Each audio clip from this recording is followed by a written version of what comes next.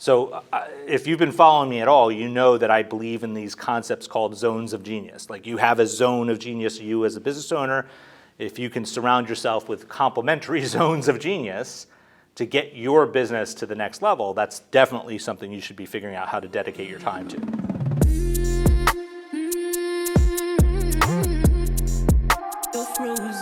Hello, Edward Collins here, and welcome back to another episode where I basically share with you tools, techniques, and strategies that I wish I had access to when I was just getting started out in business. Today I'm going to be talking about a topic that's near and dear to my heart because it has to do with this paradigm that I started to create about 4 or 5 years into my first business as an adult, but I didn't really perfect until about 10 years later, so about 2016 or so. You see, it has to do with a topic that I refer to as essentially the entrepreneur pyramid. And what it seeks to do is it seeks to essentially create this framework around the understanding of what it takes to go through the different stages of entrepreneurship. And even though I call it the entrepreneur pyramid, the first stage may be a little bit of a misnomer, but it is actually the foundation of all real businesses. And it has to do with this stage that I refer to as the employee stage. Now, again, there's absolutely nothing wrong with being an employee. Essentially, employees are what make the world go round. So it's absolutely critical to have employees in our systems, whether you're talking about capitalism or any other business ecosystem. But the reality is this. For those that aspire to be more than employees, meaning to go out and take risk and to essentially create something that's way beyond what they're doing now as an employee, meaning aspire to business ownership, that process typically looks like this. You're in that employee stage, but then you have like this bright idea, and that bright idea is that you can actually render either a service or offer a product to the marketplace, and they because of again, whether you have some specialized skill set or you have access to a product or you've invented a product, whatever it may be, that you believe you could bring that to the marketplace and the marketplace will exchange their dollars for that product or service. So you have this bright idea and you say, okay, I'm going to open up my business, I'm going to hang my shingle out to the world, and now I'm a business owner. But you're wrong.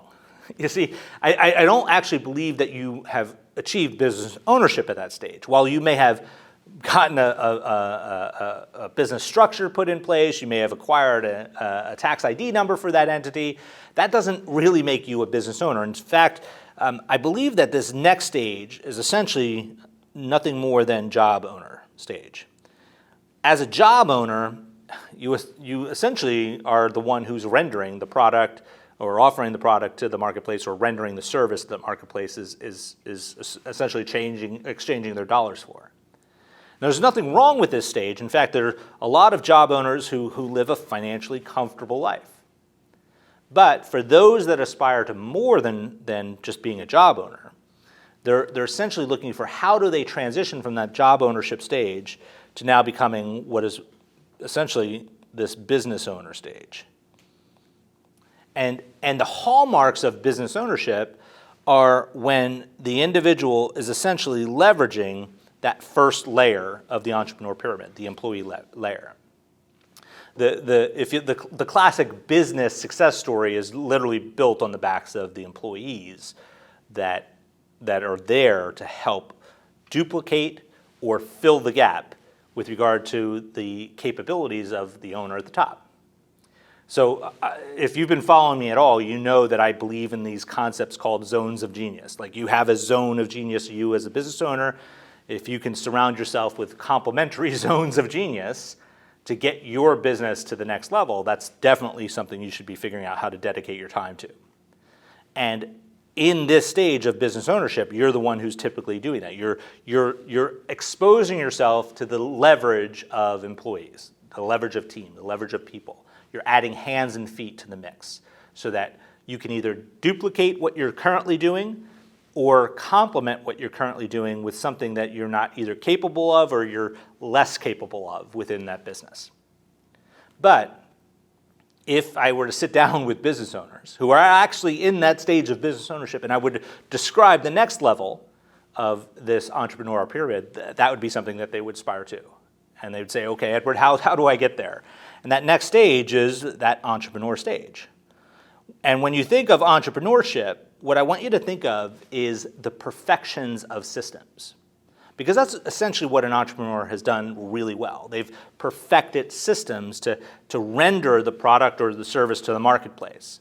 They've taken the time, they've invested the time and the financial resources to make sure that everything has been documented so that they can easily plug either another person into the mix or take advantage of another aspect of leverage, which is leveraging code or technology.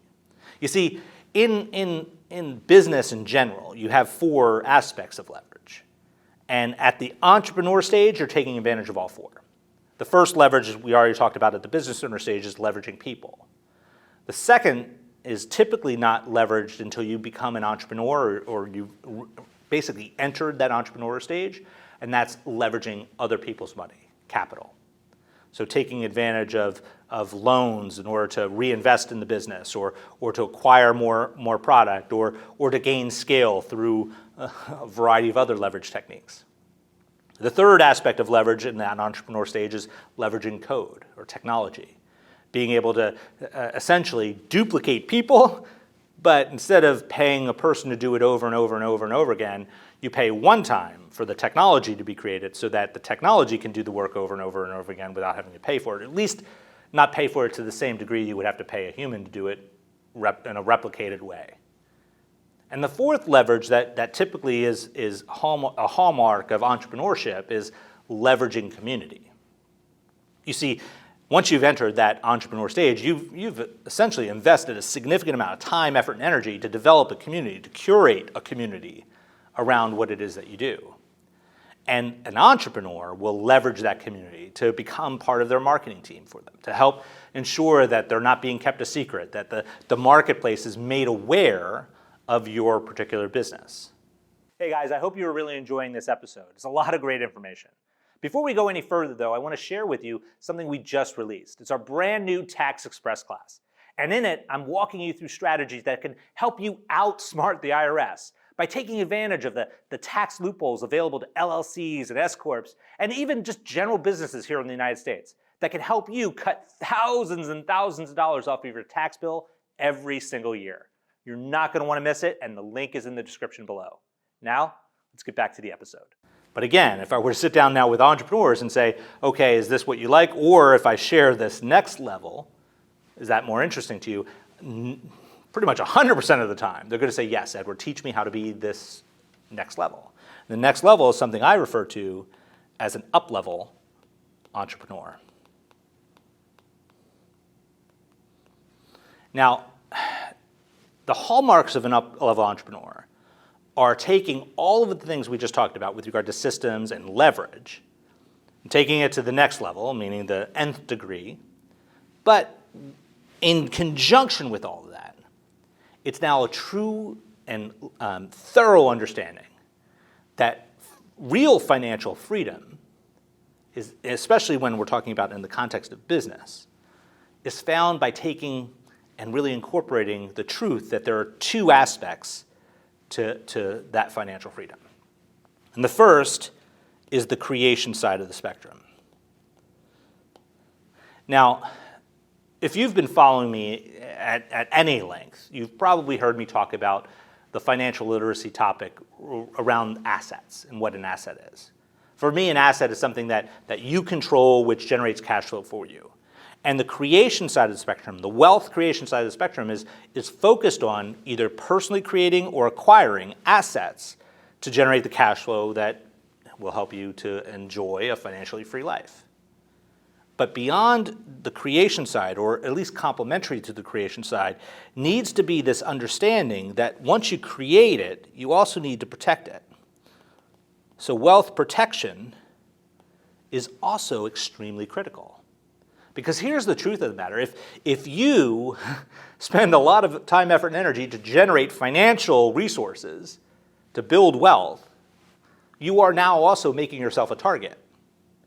Because those that have are easily parted with those resources by those who want, if you don't have the protections in place.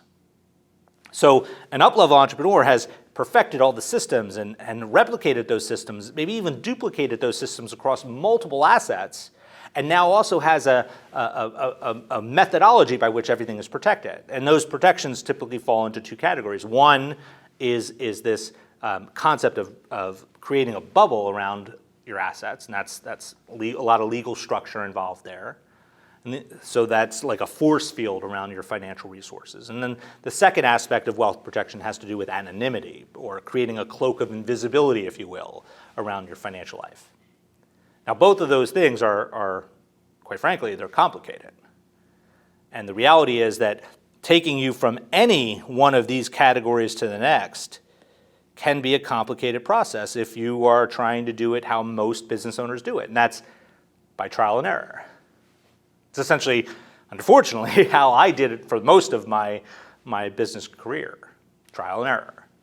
And unfortunately, I learned how not to do most things way more than I learned how to do them, and created a lot of hardship in my life. But it wasn't until I started to rely on mentors and to learn from those who had already been through what I was aspiring to get to, that I was able to help really put into practice the things that I needed to put into practice to get to that next level. And that's essentially why I created Uplevel Entrepreneur in the first place.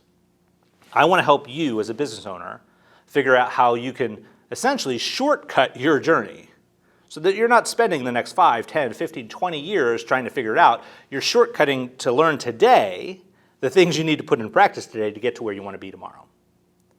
And if you want to learn this, all you need to do is to jump into the link that's included in the description below, and it'll take you right to our ecosystem. The Uplevel Entrepreneur ecosystem is essentially designed to help you as a business owner learn all the things that's necessary to get from one stage of business to the next. So no matter where you are right now, there are resources available to help you get there.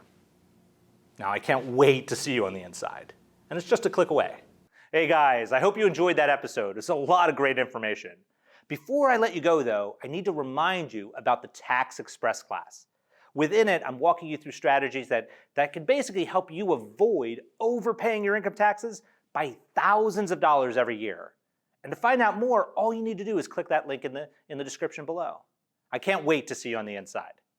Bye for now.